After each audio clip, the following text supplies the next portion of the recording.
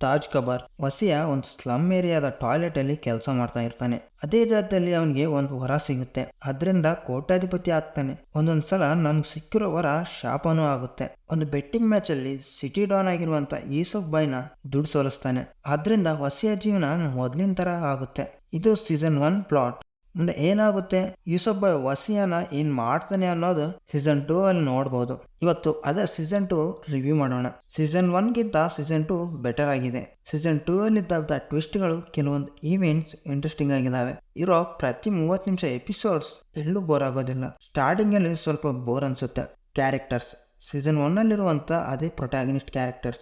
ಆಂಟಾಗನಿಸ್ಟ್ characters ಮಾತ್ರ ಬದಲಾಗಿದ್ದಾವೆ. 1 ಅಲ್ಲಿ ಅವನ ಗಮನೇ ವಿಲನ್, ಬಟ್ 2 ಅಲ್ಲಿ ಒಬ್ಬ ವಿಲನ್ ಉಟ್ಕೊಂತಾನೆ.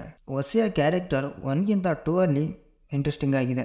ವಿಲನ್ ಎಂಟ್ರಿ ಕೊಟ್ಟ ಪ್ರತಿ ಕ್ಷಣ ಹೀರೋ ಕಡೆಯಿಂದ ಏನೋ ಎಕ್ಸ್ಪೆಕ್ಟ್ ಮಾಡ್ತೀವಿ, ಬಟ್ ಸಿಗೋದಿಲ್ಲ. ಮೇಕಿಂಗ್ VFX ಕೆಲವೊಂದು ಕಡೆ ರಿಯಲಿಸ್ಟಿಕ್ ಆಗಿದಾವೆ. ಓವರ್ ಆಲ್ ಸಿನಿಮಾಟಿಕ್ ಫೀಲ್ ಅಂತೂ ಕೊಡುತ್ತೆ. ಮೊದಲನೇ ಎಪಿಸೋಡ್ ಅಲ್ಲಿರುವಂತ ಟ್ವಿಸ್ಟ್ ಮುಂದಿನ ಎಪಿಸೋಡ್ ಅಲ್ಲಿ ಅಂತದ್ದೇನಿದೆ ಅನ್ನೋ ಆಲೋಚನೆ ಹುಟ್ಟುತ್ತೆ. ಓಕೆ ಅಮಿಗೋಸ್, ನೆಕ್ಸ್ಟ್ ವಿಡಿಯೋದಲ್ಲಿ ಸಿಗೋಣ.